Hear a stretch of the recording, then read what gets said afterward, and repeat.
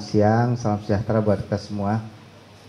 Saya hormati Bu Rina selaku Kepala Biro Humas Kementerian Kominfo, teman-teman dari Biro Humas. IDTH ini adalah singkatan dari Indonesian Digital Test House. Kalau nomenklatur bahasa Indonesianya yang resmi adalah Balai Besar Pengujian Perangkat Telekomunikasi. IDTH ini kita bangun bukan baru, tapi ini merupakan sebuah evolusi yang panjang.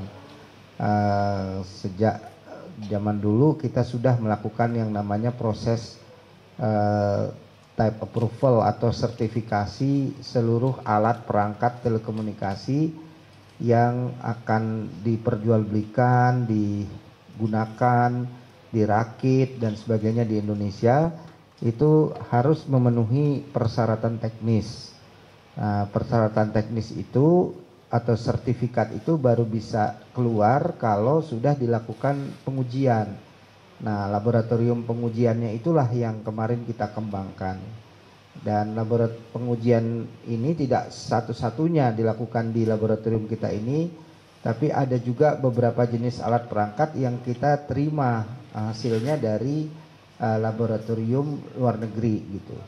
Karena pada dasarnya alat perangkat telekomunikasi ini memang standarnya internasional gitu. Kemudian kita cek di sini. Namun demikian pengujian yang bersifat menyeluruh dan seluruh fitur bisa dilakukan pengujian itu baru di laboratorium yang kita bangun kemarin.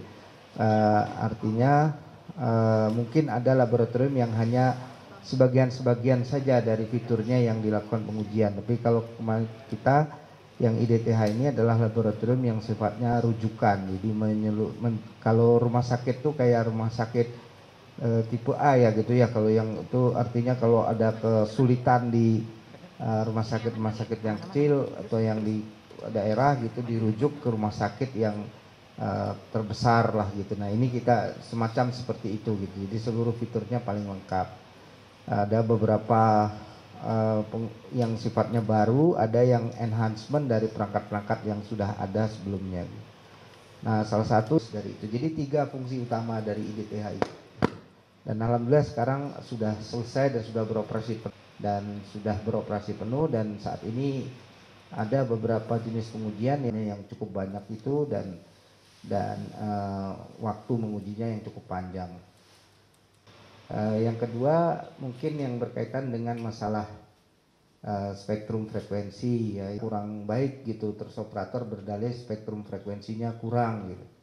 Nah, kita sudah memiliki roadmap sebenarnya untuk spektrum frekuensi ini. Ada beberapa hal yang memang menjadi kendala di kita gitu yang agak berbeda dengan negara lain, yaitu spektrum frekuensi di band 2,6 giga dan 3,5 giga itu kebetulan di negara kita itu sudah digunakan lebih dahulu untuk layanan satelit. Padahal 2 band frekuensi ini sangat penting dan banyak sekali negara sudah merilis spektrum itu. Ini bukan salah siapa-siapa karena 20 tahun yang lalu, 30 tahun yang lalu band ini memang tidak digunakan untuk seluler dan kita menggunakannya untuk satelit. Namun demikian dengan perkembangan teknologi sekarang ternyata band ini di mayoritas spektrum frekuensi itu digunakan untuk seluler. Maka kita harus melakukan upaya menunggu selesai spektrum pemanfaatannya oleh satelit, dan yang kedua melakukan koordinasi untuk memanfaatkan secara sharing itu yang di band 3,5. Uji coba field trial di lapangan terus dilakukan. Juga untuk band yang sudah selesai, yang sudah tersedia seperti 700 dan 26 giga, ini juga akan segera kita rilis lah untuk bisa dilelang dalam waktu dekat ini gitu. Tambahan lagi spektrumnya ini tidak hanya pengen cepat dan segera dirilis ke spektrum, juga teman-teman operator ini mengusulkan ya dalam berbagai kesempatan dan sudah kirim surat juga ke kita supaya ada pemberlakuan semacam quote unquote insentif gitu, sehingga pada saat lelang nanti harganya tidak maksimal, tidak seperti band-band frekuensi yang sebelumnya gitu. Ada usulan-usulan seperti itu gitu. Dan itu yang kita sedang diskusikan dengan Kementerian Keuangan, bagaimana model insentif yang pas, yang sesuai, dan yang lebih penting lagi, kalaupun ada insentif itu dampaknya itu langsung dirasakan oleh masyarakat gitu, bukan nanti kemudian insentif itu hanya untuk kebutuhan operator semata-mata, tapi masyarakat bisa menikmatinya apabila operator mendapat kemudahan dari lelang spektrum itu. Apa lagi ya? Yang merger-merger sebelumnya ada pengembalian spektrum frekuensi ya. Apakah ada pengembalian juga? Mengingatkan dua operator ini walaupun nanti saya tentang merger ini, kita baru saja menerima surat pemberitahuan, namanya adalah MOU non binding yang mereka baru lakukan. Jadi mereka baru melakukan MOU antara pemilik perusahaan Excel, dalam hal ini Axiata, dan pemilik dari perusahaan Smart. Mereka baru menandatangani MOU non binding. Jadi di surat itu pun mereka menyampaikan bahwa MOU non binding ini belum tentu menjadi sebuah kesepakatan ujungnya gitu. Jadi bisa di suratnya itu sampaikan bahwa ini sudah ada saling pengertian, tapi bukan berarti pasti akan terjadi gitu. Pasti ada hal-hal yang mereka negosiasikan. Nah, ini adalah sifatnya aksi korporasi, bukan sesuatu yang menjadi perintah regulasi. Jadi ini adalah sifatnya aksi korporasi, datangnya dari B2B. Jadi kita baru sampai di tahap itu. Jadi belum tahu, belum ada pengajuan yang formal resmi bahwa kami mau merger, itu belum ada. Baru ada menyampaikan baru kami baru MOU non binding, yang di suratnya sampaikan bisa jadi bisa enggak lah, kira-kira bahasanya seperti itu. Ya kita kan masih menunggu, jadinya belum bisa saya jawab apakah itu udah pertanyaan yang berapa tuh frekuensi kembaliin apa enggak, ya belum tahu nanti mergernya jadi apa enggak. Satu, kalau dia jadi bagaimana rencana skenario mergernya kita juga belum tahu mas gitu. Jadi tentang spektrum itu masih terlalu dini sekali untuk saya bisa jawab sekarang, karena saya belum tahu skenario mergernya seperti apa gitu. Kira-kira gitu mas, mohon maaf ya kalau tidak bisa memuaskan. Kebutuhan adalah sumber daya alam yang terbatas. Sumber daya alam yang terbatas yang sebesar-besarnya namanya sumber daya alam ini itu bermanfaat buat bangsa dan negara dan buat masyarakat. Intinya spektrum frekuensi itu harus digunakan secara optimal. Jadi jangan sampai ada spektrum frekuensi yang kemudian tidak dimanfaatkan, walaupun bayar nih spektrum fee-nya atau frekuensinya apa, tapi nggak digunakan, itu buat kita sesuatu yang tidak sesuai dengan tujuan dari undang-undang dan segala bentuk turunan. Jadi bagi kita menghitung besaran frekuensi itu adalah bagaimana spektrum frekuensi itu optimal digunakan untuk manfaat. Jadi ketika nanti suatu perusahaan ada melakukan proses merger dan sebagainya, itu kita akan mengukur itu, apakah nanti spektrum frekuensi dari hasil perusahaan merger itu yang mana yang band frekuensinya yang akan digunakan dan optimal apa tidak, bagaimana rencana pembangunan berikutnya dan seterusnya. Itulah kira-kira secara umum kriterianya. Kalau menurut Mbak kira-kira bayar nggak? Mungkin nggak bayar dibiarkan operasi gitu. Ya pasti bayar lah, masa nggak bayar? Kalau istilahnya menggunakan spektrum frekuensi dan aturannya harus bayar, ya bayar. Tapi kalau ada frekuensi yang memang di secara aturan nggak perlu bayar, contohnya itu tadi kita pakai remote control kan nggak pernah kita bayar, padahal itu pakai frekuensi juga. Pakai hidupin TV ini loh gitu kan, pakai itu frekuensi, tapi nggak perlu bayar. Tapi kalau spektrum frekuensi yang berkaitan dengan satelit itu ada tarifnya, ada apa namanya, ada aturannya. Jadi setiap itu dimanfaat beroperasi secara komersial, bahkan sejak diterbitkannya izin ISR-nya itu dia harus bayar dulu baru kemudian keluar ISR-nya. Jadi Starlink Indonesia itu sudah bayar spektrumnya untuk itu. Dan tanya angkanya berapa ya Mbak ya, saya nggak hafal tuh angkanya gitu. Nanti tanya teman-teman. Tapi sama apa namanya, setara dengan penyelenggara satelit yang lain gitu. Dengan Telkomsat, dengan PSN, dengan ini itu udah ada tarif dari bayar Mbak. Masih. Nggak ada insentif 5G itu tadi saya sudah awali penjelasan. Kita nggak concern terhadap teknologi ya. Maksudnya concern kita itu spektrum frekuensi itu optimal dimanfaatkan untuk melayani masyarakat, dan dia memiliki teknologi peraturan untuk teknologi netral. Jadi artinya operator nanti yang menentukan dia akan memanfaatkan spektrumnya itu untuk 4G, untuk 5G sesuai dengan dinamika industri dan kebutuhan masyarakat gitu. Jadi ini nanti tolong diperbaiki, jangan insentif 5G itu sering saya baca juga tulisan-tulisan seperti itu, nggak pernah kita bicara insentif 5G, tapi insentif untuk pemanfaatan spektrum frekuensi bagi penyelenggaraan seluler, industri seluler di Indonesia. Nah, apa bentuknya itu memang sedang kita diskusikan. Yang pasti kita syaratnya bahwa insentif itu impactnya, dampaknya bisa dirasakan langsung oleh masyarakat. Kita bukan memberikan insentif buat operator, tapi memberikan insentif melalui operator untuk kebutuhan masyarakat. Bukan untuk operator misalnya untuk bayar hutang, untuk bangun gedung, bangun ini, bukan itu. Tujuannya insentif itu adalah operator mendapat quote unquote kemudahan dari pembayaran yang seharusnya nanti masyarakat bisa menikmati. Maka kita harus pastikan itu apa bentuknya yang akan bisa dinikmati masyarakat setelah Anda mendapat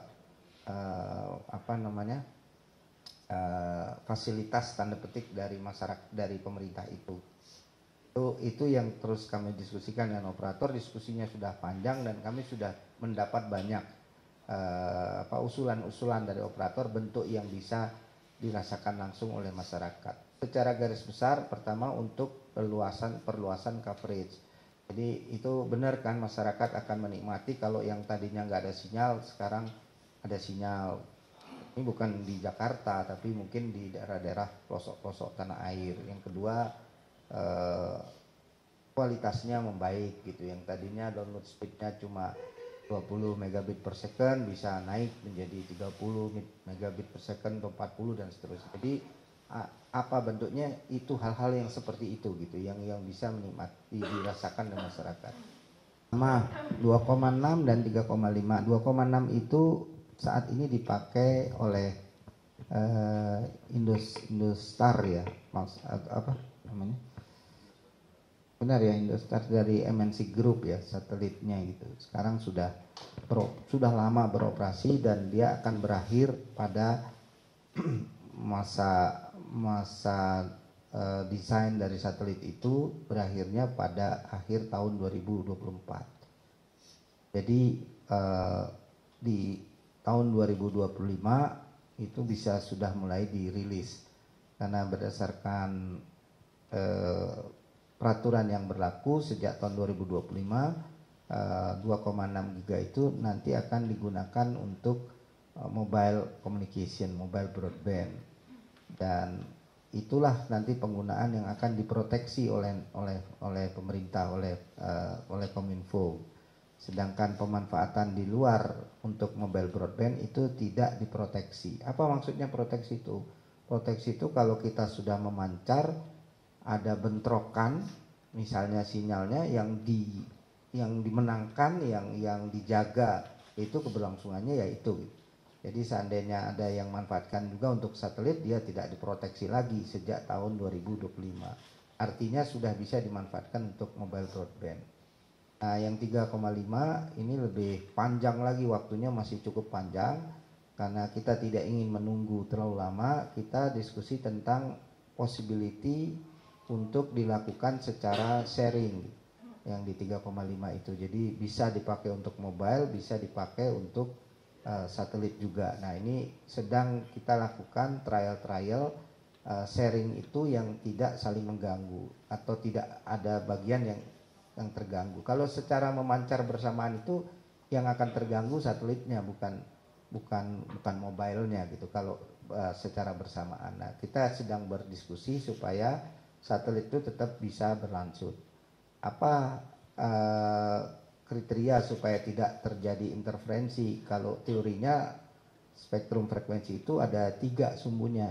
Satu sumbu waktu, kalau misalnya bisa pakai gantian, ya, lu pakai pagi gue pakai malam gitu, atau jam 2 sampai jam 5 gitu bisa gantian. Tapi kan nggak bisa, kalau ini kan urusannya pasti 24 jam karena mobile harus bergerak 24 jam, satelit 24. Jadi sumbu waktunya nggak bisa.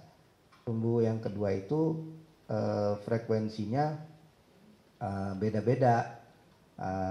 Kamu di band 1800, saya di band 2100, sama-sama makanya waktunya barengan tapi frekuensinya lain-lain, nggak terjadi interferensi juga. Nah, ini juga nggak bisa karena bandnya kan sama, sama-sama di 3,5. Berarti yang kita pakai sumbu yang ketiga yaitu jarak, lokasi. Jadi apakah spektrum frekuensi yang dipakai untuk satelit itu kan mayoritas dipakainya itu di daerah-daerah yang sulit kan, yang kebutuhannya itu di daerah-daerah yang mungkin pancaran secara selulernya itu tidak terlalu besar, misalnya di daerah Papua, Maluku, bagian-bagian yang susah. Jadi frekuensi itu akan kita petakan area geografisnya untuk dilakukan. Yang kedua, kalaupun dia dekat dan ada di sekitar itu, bisa nggak kita memasang filter gitu. Jadi teknologi untuk membuat itu tidak terjadi selalu interferensinya. Kalaupun ada, minimal lah interferensi itu terjadi. Nah, itu yang sedang kami lakukan field trial antara perusahaan penyelenggara seluler dengan penyelenggara satelit. Itu masih berjalan dan kita sedang negosiasikan model-model seperti itu gitu. Jadi mudah-mudahan tidak harus menunggu, kalau berakhir itu 2000 frekuensi 3,5 itu masih ada yang berakhir 5 tahun lagi, ada yang 8 tahun lagi, masih panjang lah. Jadi oleh karena itu nggak mungkin kita tunggu sampai seperti 2,6 itu, karena kalau 2,6 berakhirnya di akhir tahun ini. Jawab ya. Yang kedua, tahunnya kapan? Ya pasti tahun ini dan tidak nunggu-nunggu pemerintah. Kalau bisa ya sekarang, pemerintah sekarang gitu. Nah, ini sedang bekerja keras kita untuk selesaikan secepatnya. Nah, kemudian yang ketiga, Starlink. Seneng banget nih nanyain Starlink. Ya, yang komplain teriak juga, ya kita harus pakai data lah sebenarnya ya, kalau itu seperti itu. Tapi teori dasarnya itu memang yang namanya teknologi itu, perkembangan teknologi itu nggak bisa kita bendung. Karena kalau kita membendung teknologi itu dia akan find out the way gitu, dan masyarakat juga seharusnya bisa menikmati lah berbagai macam jenis-jenis layanan tersebut gitu, karena tidak semua masyarakat memerlukan Starlink, tapi ada masyarakat yang sangat perlu Starlink itu gitu. Hanya di daerah-daerah yang memang sinyalnya nggak ada atau lemah sekali, ini kan sebuah solusi alternatif gitu yang penting, apalagi kalau di daerah-daerah tersebut tuh ada fasilitas-fasilitas penting, misalnya seperti rumah sakit, ada sekolah, ada apa dan sebagainya. Itu yang selama ini kita coba atasi melalui Kominfo, bukan BPKP. BPKP itu adalah institusi untuk kita melakukan konsultasi tentang metodologi kita melakukan perhitungan harga dasar itu. Kita membuat sebuah metodologi cara menghitung dengan berbagai macam formula dan sebagainya, kondisi lapangan, kondisi realita dan seterusnya. Itu yang kita konsultasikan. Jadi bukan ditetapkannya oleh BPKP, tapi ditetapkannya oleh Kominfo setelah mendapat hasil konsultasi, dan alhamdulillah ini sudah hampir final. Jadi sudah untuk harga dasar itu sudah boleh dibilang sudah konsultasi kita itu sudah hampir selesai, jadi sudah di review lah oleh mereka cara kita melakukan. Harganya lebih besar, lebih tinggi dari tahun sebelumnya atau bagaimana? Enggak, ini bukan tahun anunya. Ini karena band frekuensi itu beda-beda ininya, kriterianya. Ada band 800, ada band 900, ada band 2,1, ada band 2,3, nanti ada band 2,6, 26. Jadi setiap band tuh punya ekosistem sendiri gitu. Cara untuk menghitung besaran band frekuensi itu complicated, agak banyak parameternya gitu. Jadi nggak bisa tahun ini berapa, tahun depan berapa, bukan kayak baju mode nanti turun kalau udah mode baru keluar gitu, nggak. Jadi perhitungannya agak complicated gitu karena tergantung banyak